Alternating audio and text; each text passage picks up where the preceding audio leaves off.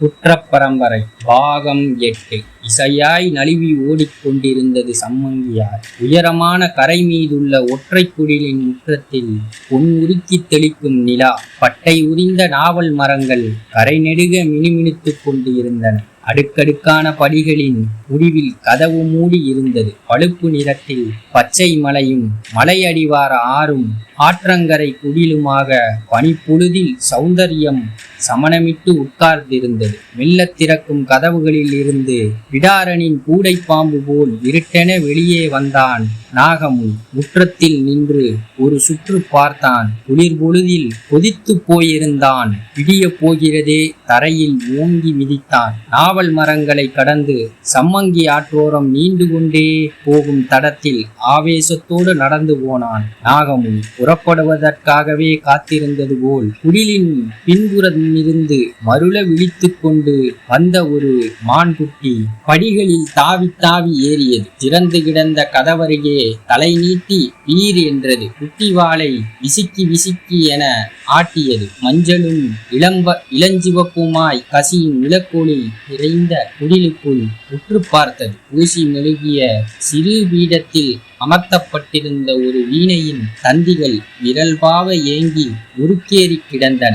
இன்னும் உற்று பார்த்த மான் முதல் ஸ்பரிசத்துக்கு நானும் மணப்பெண் போல் 2 எட்டு பின்னகர்ந்தது. நறுமணம் கமலும் குடிலுக்குள் இருந்து மெல்ல நகரும் வெள்ளை மேகமாய் கதவருகே வந்தாள் வஜ்ராயணி. தழுவும் குளிர்காற்றில் ஒட்டு அவிழாத பூமேனி சிலிர்த்தது. நாதமாய் நெளியும் அங்கங்கள் பூமியின் மனப்போடு போட்டி போட்டு திரண்ட அழகு. முளைவிடும் தளிர் நுனி விரல்களால் மானை தொட்டு தடவினால் மான் மெல்ல படி இறங்கியது. மானுக்கு பின்னால் வஜ்ராயணி இறங்கினாள். வஜ்ராயணி கொஞ்சம் ஒரு நானும் வரேன். குடிலுக்குள் இருந்து பெண் அலங்காரத்தோடு வெளிப்பட்டான் அசார்தினார். சம்மங்கி ஆற்றில் குளியலாட போகும் வஜ்ராயணியின் மேனியில் பூசிக்கொள்ள இயற்கை மூலிகைகளையும் வாசனை திரவியங்களையும் மாற்று உடைகளையும் இரு கை நிறைய அள்ளிக்கொண்டு அசார்தினார் படியிறங்கினான். மானோடு மானாய் இறங்கி போகும் வஜ்ராயணியின்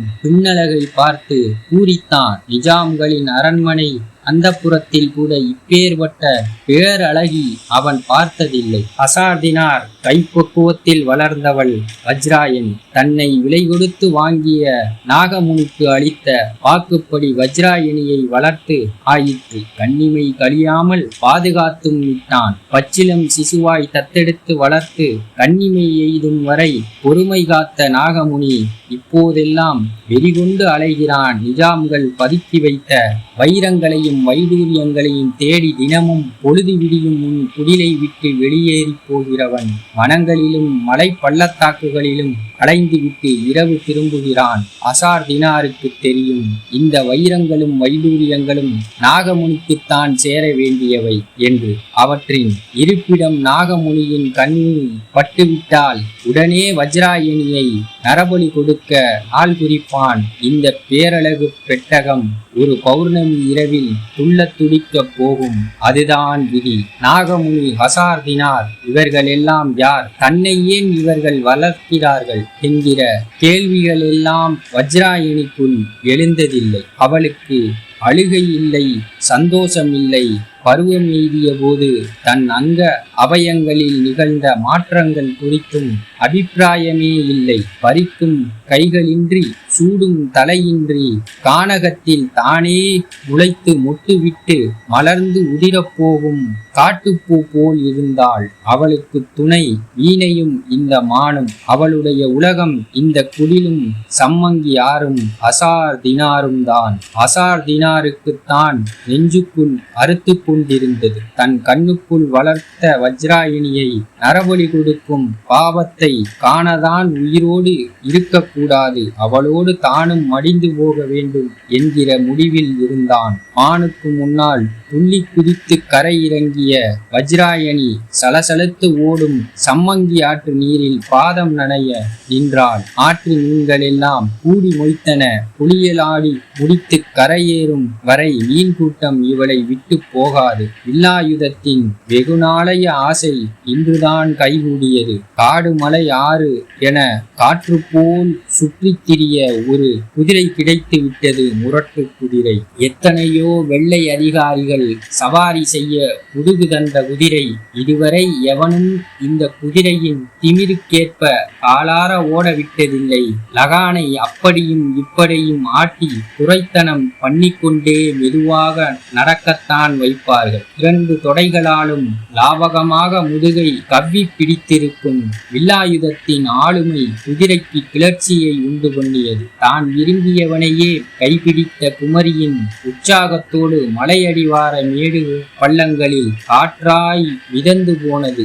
ஆனாந்தர குதிரை பயணம் சுகமாயிருந்தது. கீரை செட்டிக்கு சந்தோஷம் தாங்க முடியவில்லை. அடிவயிற்றோடு கூச்சம் எடுத்தது. வில்லாயுதத்தின் முதுகோடு சேர்த்து கட்டி பிடித்து கொண்டான். உள்ளுக்குள் ஒரு பயம் இருந்தது. குதிரையை களவு கொடுத்தவர்கள் பின்னால் துரத்தி வருவார்களோ?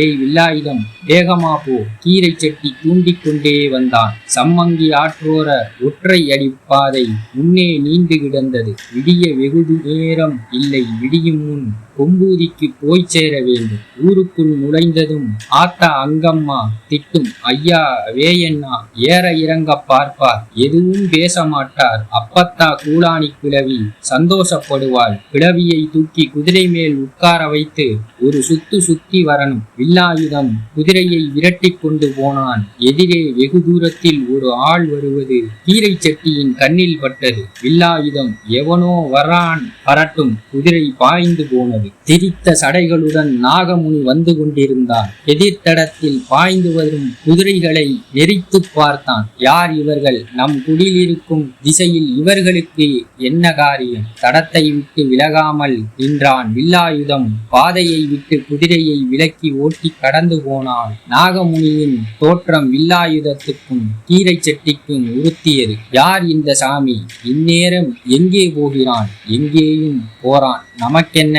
வெகு தூரம் ஓடி வரும் குதிரையின் வாயில் நுரை தள்ளுவதை வில்லாயுதம் கவனித்தான். ஆனாலும் குதிரையின் வேகம் குறையவில்லை. வழியில் நாவல் மரங்கள் எதிர்பட்டன.